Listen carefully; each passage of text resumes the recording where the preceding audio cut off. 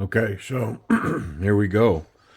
I've got this is X100 belt. I'm not sure exactly of the grit of this, but it might be 100 grit. And so we already know that the one that I'm going to work on is this Kansept Model 6. It's got this chip in it right here from the backspacer being in there backwards. Good grief. And so we're going to reprofile. We're going to get that chip out. And what I'm hoping is that we can see this burr come up here.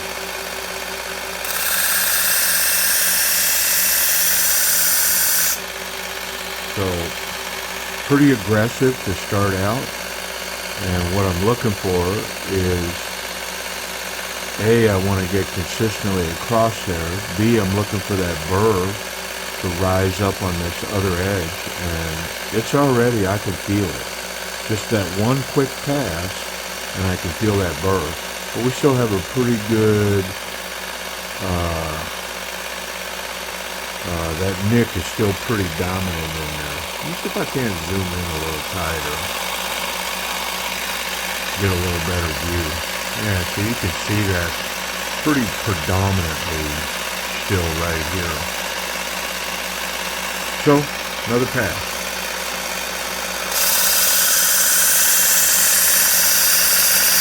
Not a lot of pressure, pretty light pressure. Pretty much the weight of the blade. But it's taking material off, and I've got a burr already raised. I don't think it's coming through on the camera, but just check my angle there, get my angle right. And the big thing with this belt is to make sure that I'm not running over this tip, which it's easy to do. And when you first start out, you definitely want some practice knives to run this on and get a feel for, as you can see when I come to this end, I run it back, but very careful on that tip. Now I've taken, what was that, 3 or 4 passes, and that burr is almost, or that chip is almost completely gone from there. So what I'm going to do now is, can I get it to focus there? I can see that it's focused on that lens. Let's see. There we go. Alright, I'm going to run it on the other side and get that burr to rise up, which it rose up instantly on that back side. And I don't know if that's coming through, but can you see that there? It's got just the finest little wire running through, and it's a little thin in this area, but yeah, it raised it up, I mean, instantly from one side to the other. And so I'm going to kind of check to make sure I'm centered, and I am. And that chip is almost completely gone. It's just barely there. So I'm going to go back to this other side and move that burr. Now that burr is moved back to the other side.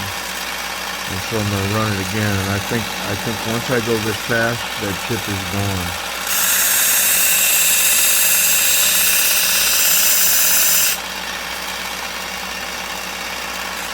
Get a good tight look. It's still just the tiniest little bit there. So we're going to go one more time. Now if I was just reprofiling and I didn't have that chip in there, I would be done with this coarse belt already.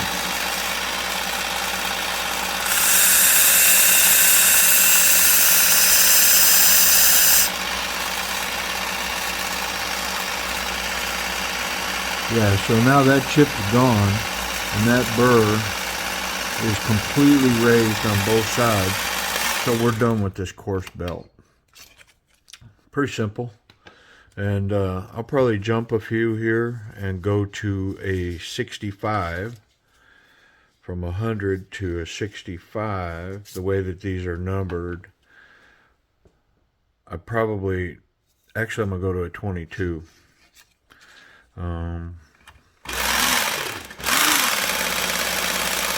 And this little knob here, all that does is center that on those wheels, center that belt. And I don't know if you can tell, but I do run at a fair speed. There's the slowest speed on the machine. And I would definitely recommend starting out to run there. I'm not paying attention to focus, so I noticed it was out of focus. So I'm not sure how much of that was in focus, but definitely starting out, I would run at the slower speed. I tend to run a little quicker now, just because I don't spend a lot of time on here, and I'm not building heat and going through all that. I'm kind of just going to get through it, and it doesn't have time to build heat. There's no real down pressure. So I'll probably just do 2 passes, one and then the other, and then one and then the other. And we're going to switch belts. That's all I'm going to spend time on that. And then I'll probably wrap up on these belts with this, it's called the X5. And these all come as a kit from Worksharp. Every one of those belts come in a stiff belt kit. And I really like them. When I'm profiling, man, they work so quick and do such a good job. They make this so easy.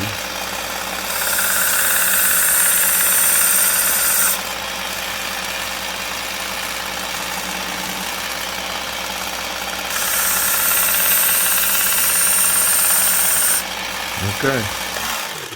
So now I have some 3M Trizac belts that I'm going to jump to.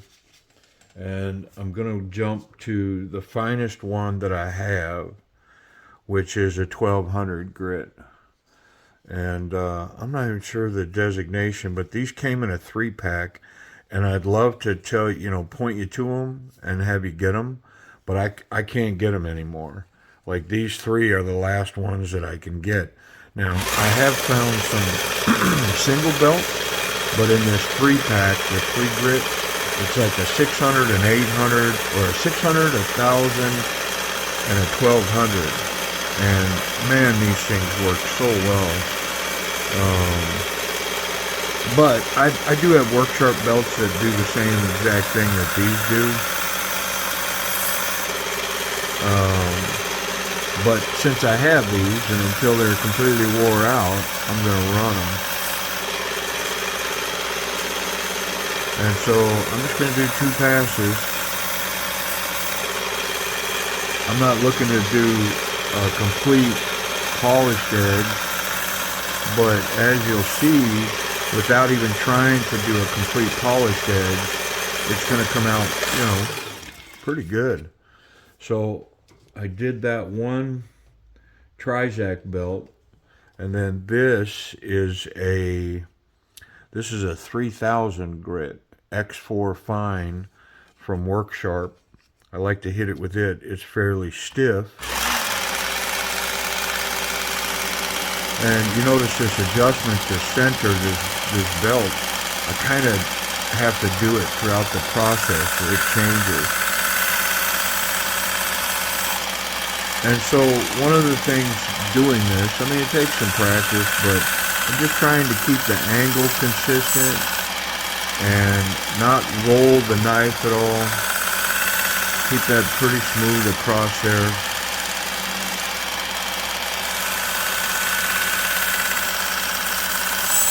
But I think what happens is when people do this, they think that I know I did. I felt like there was a lot more going on here than what was going on. And so I was very rigid and really concerned with it all. And the more I did it, the more I realized that it's it's very forgiving. It's not near as demanding and detailed as I thought it was. All right, so just so I can maintain focus, I'm going to move this out of the way. I want to keep that light down on it. And I use this light all the time. I don't really look through the magnifying glass at all, but I do use the light. And the last belt is this 12,000 grit belt. It's just super fine and does a great job of knocking off any burrs. Kind of a final polish on a blade. And I tend to run it on everything I sharpen. Very forgiving. It's not really taking any metal off per se. It's really kind of a polish step. But you saw, what did I go through? Like 4 different belts there. We've been at it, I don't know, 5 minutes or something. Now it says 11 minutes here, but you know, I can assure you that it would never take me that long to do it. So now I've done 2 passes on each side. We'll turn that off. And let's see what we have.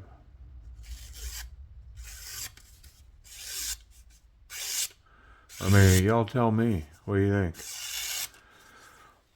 And so like four belts, 4 different belts, 10 minutes, I guess. I mean, we'll call it 10 because that's what it took. I wasn't trying to run a race. But that chip that was in here is completely gone. And the blade is completely reprofiled to, what am I set at? Looks like I'm at about, I'm gonna call it 16 and a half.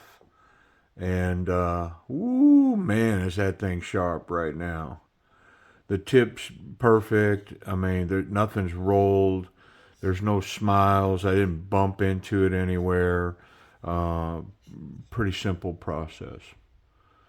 And so, it's the first of many sharpening videos. I mean, I really kind of wanted to highlight this knife and bring it back and, talk about how, I made this case about this blade contact on the backspacer. And it turns out that this stupid backspacer was in the knife backwards. And so it was banging. So where did that happen? Man, I don't know.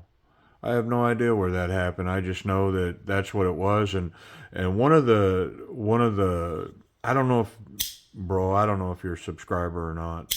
I don't know how to check subscribers. I have no idea how any of that works. But anyways, one of the comments on that original video of this knife, mentioned that the backspacer was in backwards. And so when I read it, I snatched the knife and I took it out, and sure enough, yeah, it's in their backspace backwards. So I flipped it over. So anyways, that blade contact is resolved and that chip is gone.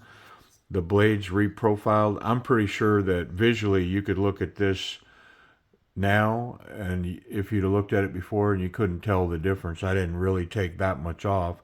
Took just enough to get that small chip out of there. And that probably lent itself to the 11 minutes as well, because I took, what did I take? The first pass with the 100 grit raised a burr. The first pass. That's why I like that 100.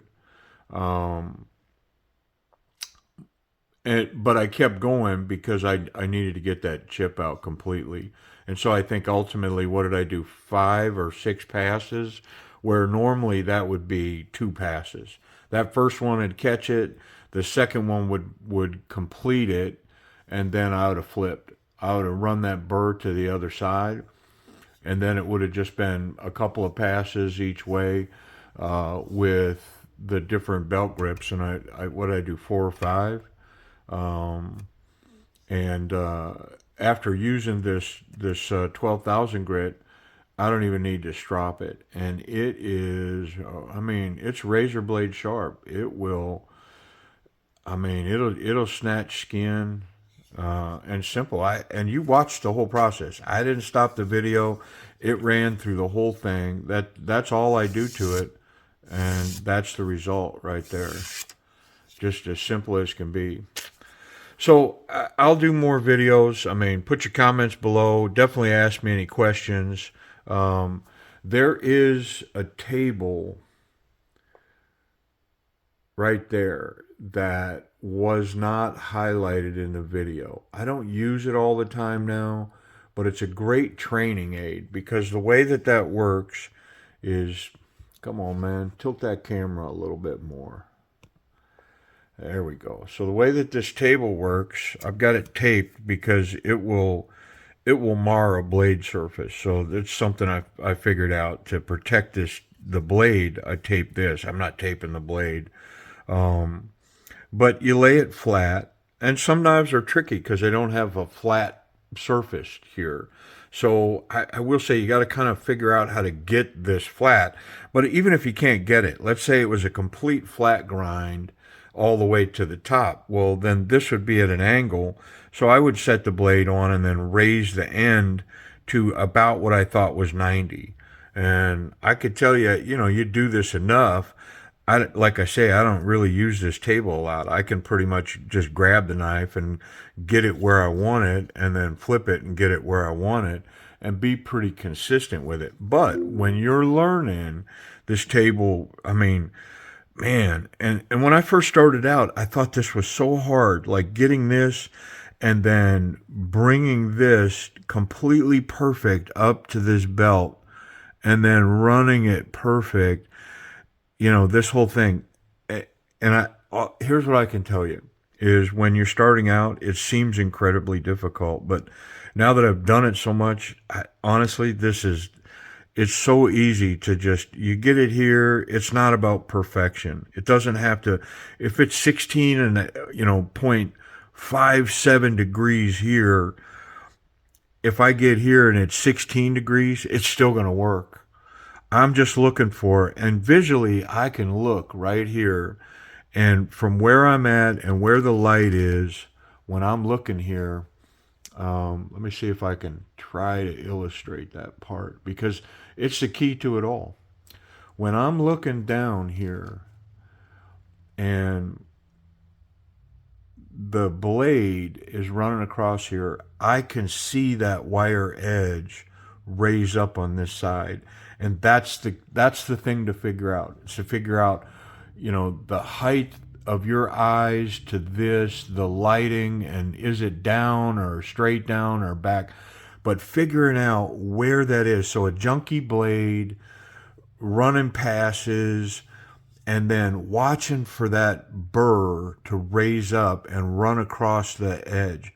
Because, man, once you figure out how to see that burr, this method, to me, it's the easiest way to sharpen a knife. Now, there's definitely some talk that, running a belt across the edge of a blade, that you're burning the very edge, and if you overheat that, this can be a brittle edge. Yeah, it's a valid argument. If you're creating heat there, you definitely could be burning that. And some would argue that no matter how light you do this or whatever, you're creating that heat. Well, you may be creating heat. The question is, are you burning that edge? Well, I don't know. Surely a fine edge takes less heat to burn than this thick blade stock up here. I can just tell you that I'm not burning these edges. That's not part of it. Now, some may argue and say that I am, and you got to put it through a cut test. I mean, I'd be more than happy to send one of these to somebody and they can cut test it and find out what they find out. Here's what I could tell you is that the blade's incredibly sharp, and this blade's not, I'm not going to cut 300 feet of rope with it. That's not what my knives do. When I take it out, I want it to be wicked sharp, and if I use it and it dulls and I need to sharpen it, I'm going to come right back here, and I can tell you, I don't have to start this knife ever again, I don't got to come back to that heavy grit. Now, if I heavy use the knife and chip it up, yeah, I'm going to come back. I'm going to grab that 100 and I'm going to chew it up. But I had a distraction there.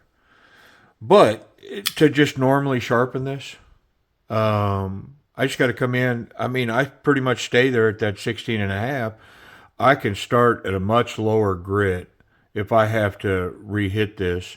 Truthfully, I could probably just, I can't start down here, but if I started at this lowest Trizac, this 3M belt, um, what is it, 1200 grit? Yeah, this 1200 grit. If I started there, I could take a pretty dull knife and get this thing, pretty competent with just a couple of passes. Hit it with that belt and then uh, this work sharp belt, this 3000 grit, and then hit it with this one. Couple of passes on each one, and man, that thing would be a monster sharp again.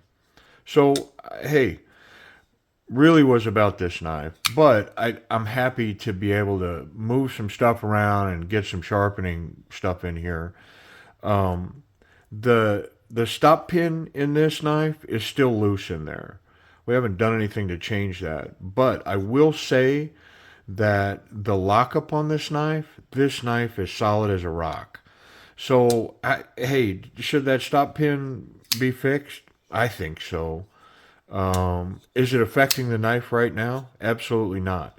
The only thing that was really happening with this knife was that chip from it hitting that backspacer, which had nothing to do, just to be 100 million% clear, it had nothing to do with this stop pin being loose.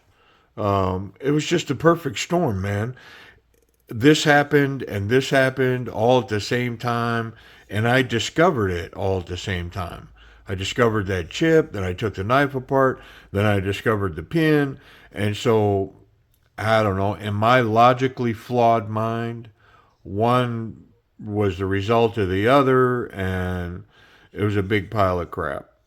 Um, yeah, so I mean, does it change my interaction with Kansept? I mean, man, what a philosophical question that is, right? Because if I wasn't stupid to begin with, then there would have never been the question posed, right? Like that was never have come about. So because I because I jumped to conclusions on this and didn't take enough time to investigate it properly because I found the pin and so I blamed this on this and because I did all that and then I run off to Kansept and I said, hey, hey, here's what I got. Here's some pictures. What do you want to do? And they basically said, yeah, we're not going to do nothing. You got to figure out where you bought it and reach back to them. And then, man, I'm butthurt. I don't like that answer at all. And so all this controversy when in fact, somehow this backspacer got put in here backwards.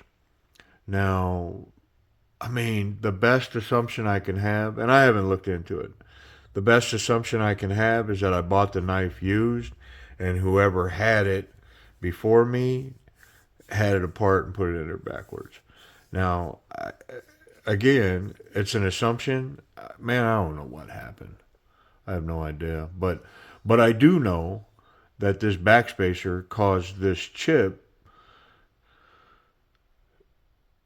and it had nothing to do with this. And as of right now, that pin is still loose in that blade, but this thing is locked up tighter than Fort Knox. Yeah, and it hasn't affected the detent this way either. You know, there's no there's no blade play here. There's no lock rock. I mean, this thing it's Fort Knox. It really is. And so it's going to give me the opportunity to kind of check in the knife, which is what I did in the first video, the first part of this video before I come over and sharpened it. So anyways, hey, I appreciate you watching, and I will tell you, this Model 6, man, fat carbon. It's got come on, it's got 20 CV steel. I mean, this thing's legit, man. I like it. And I like it even better now that I've sharpened it up and I've put to bed the controversy. No controversy on Kansept's part, man. I guess it was all on me. But I fully intended to end this video with, man, be careful. I mean, I appreciate you watching, and the channel's growing and it continues to grow, and I really do appreciate y'all for the ride. And I've said this so many times, I haven't said it in a while.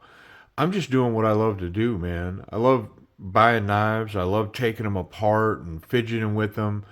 And somehow this weird camera being here filming this allows me to talk to myself. Like right now. Ain't nobody in this room, man. It's just me and this camera, and I'm talking to myself. It's a weird thing because at some point in the future, you're going to watch this. So I guess I'm talking to you and not talking to myself. I don't know. It's stupid. But so here's how I wanted to end this. Man, be careful because I'm stupid. I do stuff I'm not supposed to do all the time. And I probably could have slowed my roll on this knife, made some better decisions about what I found and what my thoughts were and what needed to be done. Because as it stands right now, with it profiled, that chip gone, notwithstanding the loose pin, this is a pretty nice knife, man. I like it. Model 6. How can I stand that up? Nah, how about we just go there and let the magnet grab it? Hey, this magnet's here to pick up metal dust, which now I'm laying my knife right in it, but I'll clean it all up. Appreciate y'all watching.